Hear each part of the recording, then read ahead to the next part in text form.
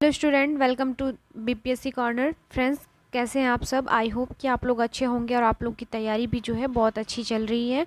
और फ्रेंड्स, आपका जो आज का न्यूज़ है जिसमें बताया गया है कि कौन से विषय में कितनी सारी रिक्तियां खाली हैं, आपने अगर न्यूज़पेपर पढ़ लिया होगा तो अब तक तो आपको न्यूज़ मिल गया होगा। फ्रेंड्स, जो मैथ और साइंस का पेपर है फ्रेंड्स, इसमें काफ़ी अच्छी संख्या में जो है आपका रिक्रूटमेंट आने वाला है। जो फेज़ 2 है, फेज़ 2 में जो है मैथ और साइंस से सबसे अधिक संख्या में जो है, सबसे अगर ज़्यादा अगर खाली रिक्त पद की बात करें तो मैथ प्लस साइंस का जो है सब्जेक्ट है। तो वैसे स्टूडेंट के लिए काफ़ी इंपॉर्टेंट हो जाता है, जो भी साइंस साइंस के लिए टीचर बनना चाहते हैं उसके लिए जो है बेस्ट अपॉर्चुनिटी है।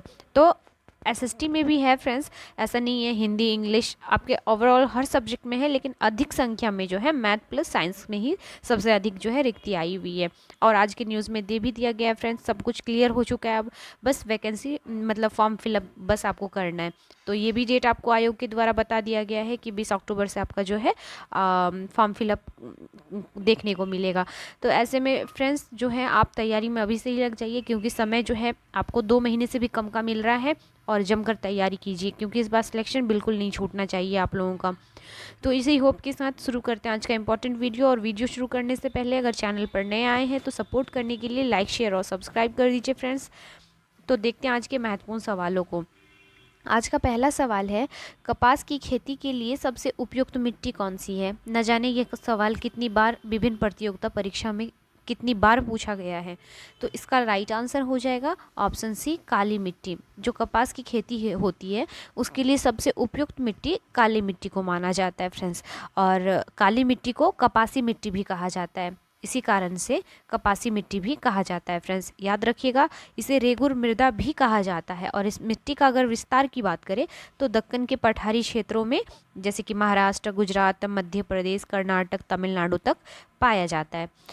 चलिए, ये तो इम्पॉर्टेंट कुछ फैक्ट हैं, आपको ये सभी फैक्ट याद रखना है, ताकि अगर क्वेश्चन किसी भी रूप में पूछे तो आपसे जो है बिल्कुल ना छूट पाए। क्वेश्चन नंबर दो में है आपका, निम्नलिखित में किस वर्ष में महात्मा गांधी ने भारत छोड़ो आंदोलन का सूत्रपात किया था?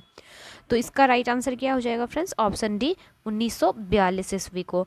याद होगा आपको, 8 अगस्त 1942 ईस्वी को जो है बॉम्बे में ग्वालियर टैंक मैदान से भारत छोड़ो आंदोलन की शुरुआत की गई थी, जिसमें भारतीय जनता को गांधी जी द्वारा करो या मरो का नारा दिया गया था। तो याद रखिएगा फ्रेंड्स। चलिए नेक्स्ट देख लेते हैं क्वेश्चन नंबर 3 को। क्वेश्चन नंबर 3 में है आपका, शिक्षा का अधिकार अधिनियम 2009 कितनी आयु के बच्चों के लिए लागू किया गया? तो यह लागू किया गया था 6 से 14 वर्ष के बच्चों के लिए। शिक्षा का अधिकार अधिनियम 2009 जो है 6 से 14 वर्ष के बच्चों के आयु के लिए लागू किया गया था। और यह शिक्षा का अधिकार 1 अप्रैल 2010 से फ्रेंड्स लागू किया गया था, 1 अप्रैल 2010 से, याद रखिएगा। चलिए नेक्स्ट देख लेते हैं क्वेश्चन नंबर 4 को। विश्व स्वास्थ्य संगठन का मुख्यालय कहाँ है? कई बार ऐसे जो है संगठन या संस्था से कई बार उनका मुख्यालय पूछा जाता है, कई बार उनके जो है जो प्रमुख होते हैं उनसे सवाल किया जाता है, और कई बार उनके डेट को पूछा जाता है। तो हर चीज़ आपको याद रखना ज़रूरी है फ्रेंड्स। तो विश्व स्वास्थ्य संगठन का मुख्यालय जो है यह जेनेवा में है। ये तो हो गया उसका मुख्यालय। बात कर ले इस संगठन की स्थापना की, तो 7 अप्रैल 1948 को जो है जेनेवा में विश्व स्वास्थ्य संगठन की स्थापना की गई थी। और इसका मुख्यालय जो है इसका जेनेवा में है। तो ऑप्शन क्या हो जाएगा? ए इसका राइट आंसर हो जाएगा फ्रेंड्स, याद रखिएगा। चलिए नेक्स्ट देख लेते हैं क्वेश्चन नंबर 5 को। क्वेश्चन नंबर 5 में है आपका, अलेक्जेंडर फ्लेमिंग को निम्नलिखित में किस खोज का श्रेय जाता है? अलेक्जेंडर फ्लेमिंग के बारे में पूछा गया है। तो इन्होंने जो खोज किया था पेनिसिलिन का, याद रखिएगा, पेनिसिलिन दवाओं के खोज का श्रेय जो है अलेक्जेंडर फ्लेमिंग को जाता है। चलिए नेक्स्ट देख लेते हैं क्वेश्चन नंबर 6 को। दूरस्थ शिक्षा का सर्वोत्तम संस्था है? तो यह संस्था है आपका दूरस्थ शिक्षा परिषद। याद रखिएगा, दूरस्थ शिक्षा का सर्वोच्चतम जो संस्था है यह दूरस्थ शिक्षा परिषद है, जो कि दूर शिक्षा परिषद इंदिरा गांधी राष्ट्रीय मुक्त विश्वविद्यालय के अंतर्गत एक स्थापित विद्यालय संस्था है, जो देश भर के में मुक्त एवं दूरस्थ क्षेत्र, मतलब दूर दूर तक के क्षेत्रों में शिक्षा की देखरेख तथा प्रचार प्रसार के लिए जो होता है उत्तरदायी होता है। और इसको फुल फॉर्म में शॉर्ट फॉर्म में कहा क्या जाता है फ्रेंड्स? तो इसको कहा जाता है आपका IGNOU, Indira Gandhi national open university, जिसकी स्थापना 1985 में की गई थी। चलिए नेक्स्ट देख लेते हैं क्वेश्चन नंबर 7 को। युवा गणितज्ञों के लिए 2021 के रामानुजन पुरस्कार से किसे सम्मानित किया गया? तो आपको बताना है जो युवा गणितज्ञों के लिए रामानुजन पुरस्कार है किसको दिया गया है। तो काफ़ी इंपॉर्टेंट या करंट है, याद रखिएगा, नीना गुप्ता। नेक्स्ट देख लेते हैं, जनगणना 2011 के अनुसार भारत में महिला पुरुष लिंग अनुपात कितना है? ये भारत का डेटा पूछा है, ना कि बिहार का। तो याद रखिएगा फ्रेंड्स, 2011 के अनुसार जो भारत में महिला और पुरुष का जो लिंग अनुपात है यह है 943 महिला प्रति 1000 पुरुषों पर, 943 महिला प्रति 1000 पुरुषों पर। तो ऑप्शन क्या हो जाएगा? डी हो जाएगा इसका राइट आंसर। चलिए नेक्स्ट देख लेते हैं क्वेश्चन नंबर 9 को। क्वेश्चन नंबर 9 में है आपका, अकबर ने निम्नलिखित में से किस नगर की स्थापना और उसे अपनी राजधानी बनाया था? तो किसकी स्थापना की थी और जिसको राजधानी बनाया गया था अकबर के द्वारा? तो यह था आपका फतेहपुर सिकरी जो है। इसकी जो अकबर ने जो है 1571 ईस्वी में जो है नई राजधानी फतेहपुर सिकरी का निर्माण करवाया था और गुजरात विजय के उपलक्ष्य में जो है बुलंद दरवाजा का जो है निर्माण करवाया गया था फतेहपुर सिकरी में 1573 ईस्वी में। याद रखिएगा फ्रेंड्स। चलिए नेक्स्ट देख लेते हैं सवाल 10 को। क्वेश्चन नंबर 10 में है आपका, प्राचीन काल में गुप्त वाकाटक काल की प्रसिद्ध महिला शासक निम्नलिखित में कौन थी? कुबेर नाग थी, प्रभावती, राज्यश्री या कुमार देवी? तो इसका राइट आंसर क्या हो जाएगा फ्रेंड्स? प्रभावती थी। याद रखिएगा, प्राचीन काल में गुप्त वाकाटक काल की प्रसिद्ध महिला शासक जो थी यह प्रभावती थी। फ्रेंड्स आपका जो एग्ज़ाम है वो नवंबर एंड या दिसंबर के मिड तक ले लिया जाएगा फ्रेंड्स। इसीलिए मैं बोल रही हूँ आपको जितने सारे प्रैक्टिस सेट करवाए जा रहे हैं ज़रा सा भी आपको इस बार चूक नहीं करना है, क्योंकि कई स्टूडेंट्स ऐसे हैं जिनका बहुत कम मार्क्स से 7th फेज़ छूट रहा है। तो आपको फेज़ 2 में जो है एकदम हर चीज़ों को बारीकी से देखना है और हर एक चैप्टर को या हर एक जो टॉपिक को अच्छे से क्लियर करना है फ्रेंड्स। इसीलिए अभी से ही तैयारी कर लीजिए और प्लीज़ ज़्यादा से ज़्यादा प्रैक्टिस सेट कीजिए। ज़्यादा इधर उधर के प्रैक्टिस सेट को ना करते हुए फ्रेंड्स जो भी ऑथेंटिक सोर्स है मार्केट में बस उनको ही कीजिए, क्योंकि कई बार जो होता है ज़्यादा चीज़ों को देखने के चक्कर में जो हम ऑथेंटिक चीज़ है उसको देखना भूल जाते हैं। तो फ्रेंड्स आप प्लीज़ बस जो है NCERT और SCERT को बेस्ड मानिए और उसको जो है अच्छे अच्छे प्रैक्टिस सेट से आप अपना प्रैक्टिस सेट कीजिए कि कितने सारे आपने करेक्ट किए हैं, जिससे कि आपका हैबिट बन जाएगा और आपको जो है एग्जामिनेशन हॉल में ज़्यादा तकलीफ़ नहीं होगी। तो फ्रेंड्स इसलिए ज़्यादा से ज़्यादा प्रैक्टिस सेट सॉल्व कीजिए। तो क्वेश्चन नंबर 11 में है आपका, अधिकार परीक्षा का अर्थ क्या है? आपको बताना है जो अधिकार परीक्षा है इसका अर्थ क्या होता है। तो किस अधिकार से? अधिकार का परीक्षा का अर्थ होता है किस अधिकार से। अनुच्छेद 32 के अंतर्गत जो है सर्वोच्च न्यायालय एवं 226 के अंतर्गत उच्च न्यायालय जो है 5 प्रकार के रिट जारी कर सकते हैं, जिसमें अधिकार परीक्षा के तहत अयोग्य व्यक्ति को लोक सेवा पद धारण करने से रोका जाता है। तो ऑप्शन क्या हो जाएगा? ए इसका राइट आंसर हो जाएगा। और 5 तरह के वो रिट होते कौन है? तो पहला होता है आपका बंदी प्रत्यक्षीकरण, दूसरा परमादेश, तीसरा प्रतिषेध लेख, चौथा उत्प्रेषण और 5वां होता है अधिकार परीक्षा। अधिकार परीक्षा जिसका अर्थ होता है किस अधिकार से। तो चलिए देखते हैं क्वेश्चन नंबर 12 को। क्वेश्चन नंबर 12 में है आपका, एक्साइज ड्यूटी लगाई जाती है। एक्साइज ड्यूटी किस पर लगाई जाती है आपको बताना है। वस्तुओं के आयात पर, वस्तुओं के निर्यात पर, वस्तुओं के उत्पादन पर या उपयुक्त में से कोई नहीं।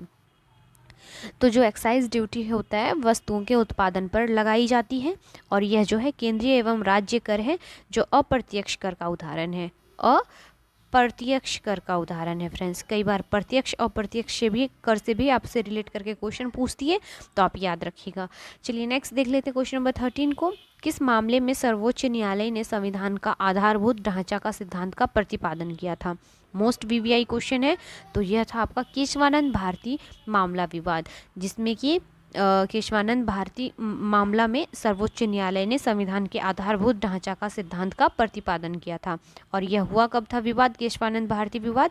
तो याद रखिएगा 1973 में जो है सर्वोच्च न्यायालय ने यह निर्णय दिया था कि संसद के अनुच्छेद 368 के आधार पर संविधान के किसी भी भाग में संशोधन कर सकता है, लेकिन संविधान के मूल ढांचे में परिवर्तन नहीं कर सकता है। तो याद रखिएगा, जो केशवानंद भारती मामला है यह 1973 का मामला है और इसके अंतर्गत जो है संविधान के आधारभूत ढांचा का सिद्धांत का प्रतिपादन किया गया था।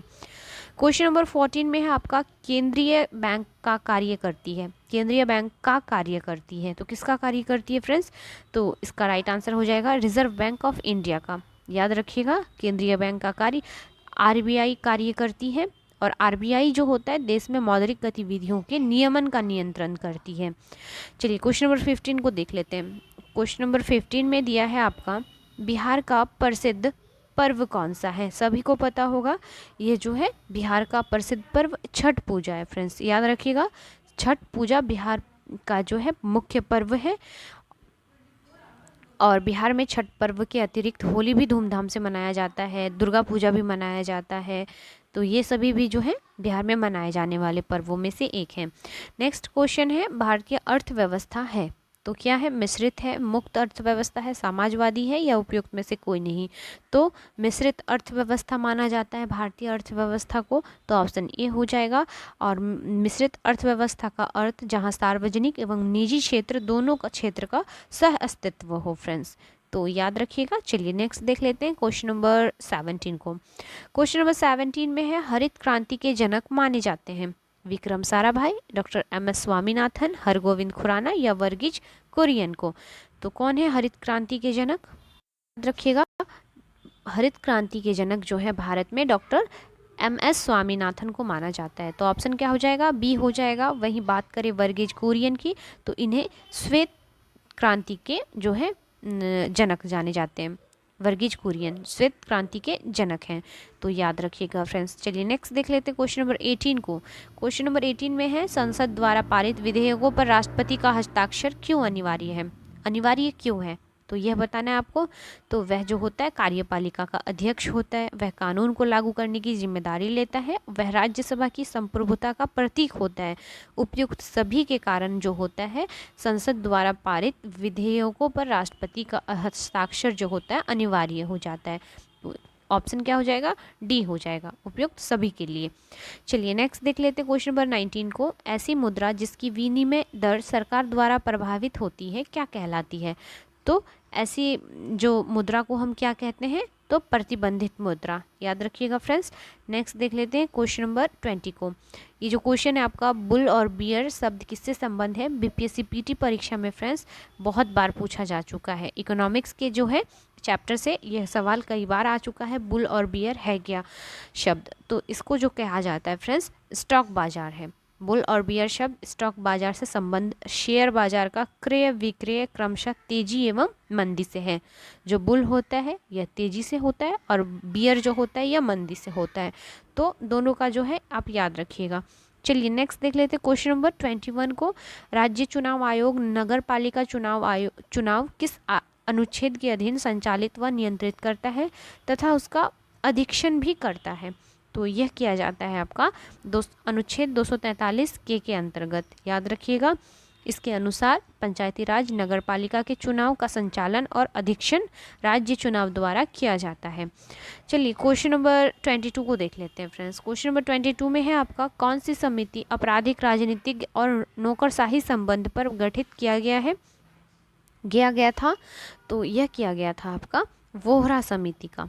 याद रखिएगा, वोहरा समिति जो थी आपराधिक राजनीतिक और नौकरशाही संबंध पर बनाया गया था और 1993 में जो है वोहरा समिति ने अपना रिपोर्ट सौंपा था।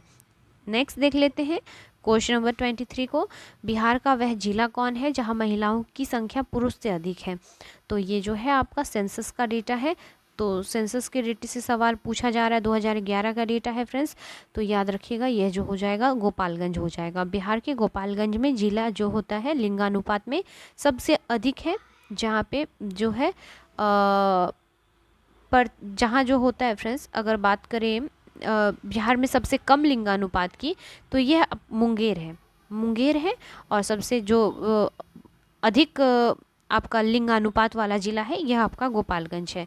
तो तो ऑप्शन सी हो जाएगा। वहीं अगर कम संख्या में अगर महिलाओं की पूछता तो आपका मुंगेर हो जाता फ्रेंड्स। चलिए नेक्स्ट देख लेते क्वेश्चन नंबर 24 को। भारत सरकार ने निम्नलिखित में किस शासक से अपना प्रतीक लेकर अपनाया था? भारत सरकार ने निम्नलिखित में से किस शासक से अपना प्रतीक लेकर अपनाया था? पुलकेशिन से, कनिष्क, अशोक या कृष्णदेव रॉय से? तो इसका राइट आंसर हो जाएगा अशोक से। अशोक के सारनाथ का सिंह स्तंभ के भारत का राजकीय चिन्ह के रूप में अपनाया गया है। तो आपको पता होगा सिंह स्तंभ। चलिए नेक्स्ट देख लेते हैं क्वेश्चन नंबर 25 को। दीपावली घोषणा किसने और कब की थी? दीपावली घोषणा किसने और कब की थी? तो यह घोषणा की गई थी 1929 ईस्वी में लॉर्ड इरविन के द्वारा। जो दीपावली घोषणा है लॉर्ड इरविन ने 1929 में किया था। और याद रखिएगा लॉर्ड इरविन का कार्यकाल जो था 1926 से 31 तक के बीच का था। नेक्स्ट देख लेते हैं क्वेश्चन नंबर 26 को। प्राचीन इन पुस्तक इंडिका किसने लिखी थी? तो जो इंडिका है यह मेगास्थनीज ने लिखी थी। यह सेल्यूकस निकेटर के जो थे राजदूत थे जो चंद्रगुप्त मौर्य के दरबार में रहा करते थे, और इन्होंने इंडिका नामक पुस्तक लिखी थी जिसमें जो है मौर्य वंश के प्रशासन की जानकारी मिलती है। तो याद रखिएगा फ्रेंड्स। चलिए नेक्स्ट देख लेते हैं क्वेश्चन नंबर 27 को। फ्रांसीसी क्रांति का नारा क्या था? आपको बताना है जो फ्रांसीसी क्रांति था इसका नारा क्या था। तो जान लेते हैं हुई कब थी यह। तो 1789 ईस्वी में जो है फ्रांस की क्रांति हुई थी जिसमें नारा दिया गया था स्वतंत्रता, समानता और बंधुता।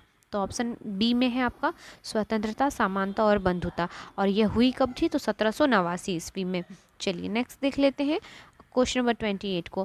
क्वेश्चन नंबर 28 में है आपका विश्व का सबसे बड़ा द्वीप कौन सा है? आपको यह बताना है। तो विश्व का सबसे बड़ा द्वीप ग्रीनलैंड है फ्रेंड्स, याद रखिएगा, जो कि आर्कटिक महासागर में अवस्थित है। नेक्स्ट देख लेते हैं क्वेश्चन नंबर 29 को। भारत के राष्ट्रपति के बारे में क्या असत्य है? तो भारत के राष्ट्रपति के बारे में जो असत्य कथन है कार्यकाल 8 वर्ष का होता है, यह गलत है फ्रेंड्स, क्योंकि अनुच्छेद जो होता है 56 के अंतर्गत राष्ट्रपति का कार्यकाल 5 वर्षों का होता है 56 के अनुसार। नेक्स्ट देख लेते हैं क्वेश्चन नंबर 30 को। स्वतंत्र भारत के प्रथम भारतीय गवर्नर जनरल कौन थे? तो यह थे आपके सी राजगोपालाचारी। क्वेश्चन नंबर 31 में है दिलवाड़ा के जैन मंदिरों का निर्माण किसने करवाया था? तो दिलवाड़ा का जैन मंदिर का निर्माण गुजरात के चालुक्य वंश के शासक भीम वन ने किया था फ्रेंड्स। तो ऑप्शन क्या हो जाएगा? सी हो जाएगा। चालुक्यों ने किया था और जो शासक थे यह भीम प्रथम थे। क्वेश्चन नंबर 32 में है आपका राष्ट्रपति को निम्नलिखित में से शपथ कौन दिलाता है? तो अनुच्छेद 60 के तहत जो है अंतर्गत राष्ट्रपति को भारत का मुख्य न्यायाधीश शपथ दिलाता है, भारत के मुख्य न्यायाधीश, याद रखिएगा फ्रेंड्स। नेक्स्ट देख लेते हैं क्वेश्चन नंबर 33 को। दोहरी शासन नीति को किसने समाप्त किया था? तो दोहरी शासन की नीति को लॉर्ड कैनिंग ने समाप्त किया था। ऑप्शन क्या हो जाएगा? सी हो जाएगा इसका राइट आंसर। नेक्स्ट सवाल है हमारा, हरियाणा सरकार ने 1857 के विद्रोह के शहीदों को सम्मानित करने के लिए निम्नलिखित में किस स्थान पर 300 करोड़ का स्मारक संग्रहालय बना रही है? तो यह बना रही है आपका अंबाला में। क्वेश्चन नंबर 35 में है पेरियार परियोजना किस राज्य में स्थित है? बताना है आपको। तो पेरियार प्रोजेक्ट जो है केरल में पेरियार नदी पर अवस्थित है, तो केरल हो जाएगा। पेरियार जो नदी है इसी पर पेरियार परियोजना का निर्माण किया जा रहा है, जो कि पेरियार नदी केरल में अवस्थित है। नेक्स्ट सवाल है बटरफ्लाई संबंधित है, तो किससे है? तो बटरफ्लाई का अर्थ होता है तैराकी से, याद रखिएगा फ्रेंड्स, यह तैराकी से शब्द जुड़ा हुआ है। नेक्स्ट देख लेते हैं क्वेश्चन नंबर 37 को। 8 अक्टूबर को प्रतिवर्ष मनाया जाता है, तो 8 अक्टूबर को प्रतिवर्ष हम वायुसेना दिवस के रूप में मनाते हैं, याद रखिएगा। वही बात करें अगर 8 अक्टूबर को तो हम भारतीय वायुसेना दिवस मनाते हैं, नौसेना दिवस की तो 4 दिसंबर को हम जो है भारतीय नौसेना दिवस मनाते हैं फ्रेंड्स। और बात करें भारतीय थल सेना की तो यह 15 जनवरी को मनाते हैं। तो ये भी इम्पॉर्टेंट फैक्ट हैं, आप याद रख सकते हैं। नेक्स्ट देख लेते हैं शिवाजी सर्वाधिक किससे प्रभावित थे? तो जो शिवाजी थे यह सर्वाधिक जीजाबाई से प्रभावित थे, याद रखिएगा फ्रेंड्स। शिवाजी के व्यक्तित्व को सर्वाधिक माता जीजाबाई ने प्रभावित किया था, जो कि मीराबाई मेड़ता की राजकुमारी थी। क्वेश्चन नंबर 39 में है पूरा पाषाण काल में आदि मानव के मनोरंजन के साधन थे। तो क्या साधन थे? तो ये लोग शिकार करने में बहुत जो थे शिकार करने में बहुत अधिक प्रसन्न होते थे और इसको जो है मनोरंजन का साधन मानते थे। और बात करें और एक क्वेश्चन के रूप में आता है कि आग का आविष्कार किस काल में हुआ? तो याद रखिएगा पूरा पाषाण काल में हुआ था। और पहिए का आविष्कार नवपाषाण काल में। तो ये सवाल भी आपसे कई बार बीपीएससी पूछती है। क्वेश्चन नंबर 40 में है आपका स्विस ओपन 2022 का महिला एकल खिताब किसने जीता था? तो यह जीत लिया है पीवी सिंधु ने। ऑप्शन ए हो जाएगा इसका राइट आंसर। क्वेश्चन नंबर 41 में है निम्नलिखित में कौन भारत छोड़ो आंदोलन में नहीं शामिल था? तो कौन शामिल नहीं था? तो भीमराव अंबेडकर जो थे यह शामिल नहीं थे भारत छोड़ो आंदोलन में। बहुत इंपॉर्टेंट सवाल है फ्रेंड्स, याद रखिएगा। क्वेश्चन नंबर 42 में है लोधी वंश का संस्थापक कौन था? तो लोधी वंश के संस्थापक बहलोल लोधी थे। याद रखिएगा, इस वंश का जो महानतम शासक था सिकंदर लोधी था और अंतिम शासक इब्राहिम लोधी था। नेक्स्ट देख लेते हैं अगले सवाल को। केंद्रीय पशु चिकित्सा अनुसंधान संस्थान स्थित है कहाँ पर? इसका राइट आंसर हो जाएगा ऑप्शन ए उत्तर प्रदेश में। क्वेश्चन नंबर 44 को देख लेते हैं। तमिलनाडु में जाड़ों में वर्षा क्यों होती है? तो उत्तर पूर्व मानसून के लौटने के क्रम में नीलगिरी पर्वत से टकराकर जो होती है जाड़े की वर्षा होती है। तो ऑप्शन क्या हो जाएगा फ्रेंड्स? ऑप्शन सी हो जाएगा उत्तर पूर्व मानसून से। क्वेश्चन नंबर 45 में देख लेते हैं। मीनम बाकम अंतर्राष्ट्रीय हवाई अड्डा किस राज्य में है? मीनम बाकम। तो यह जो अंतर्राष्ट्रीय हवाई अड्डा है यह है आपके तमिलनाडु में। याद रखिएगा। नेक्स्ट देख लेते हैं। हर्ष की आत्मकथा निम्नलिखित में किसने लिखी थी? तो हर्ष की आत्मकथा जो है बाण भट्ट ने लिखी थी। याद रखिएगा, बाण भट्ट ने लिखी थी। क्वेश्चन नंबर 47 में दिया है आपका ग्लोबल हंगर इंडेक्स 2021 में भारत का स्थान क्या है? तो हंगर इंडेक्स में भारत का स्थान है आपका 101वां।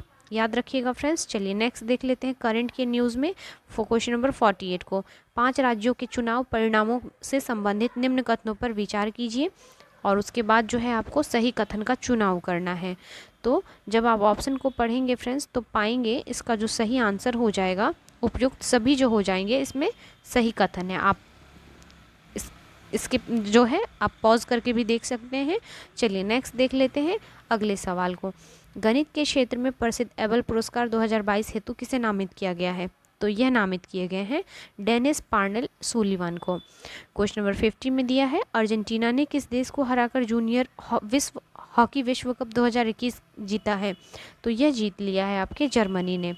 क्वेश्चन नंबर 51 में है आपका एक्स किरणों में समाविष्ट है। तो क्या समाविष्ट होते हैं? तो विद्युत चुंबकीय विकिरण।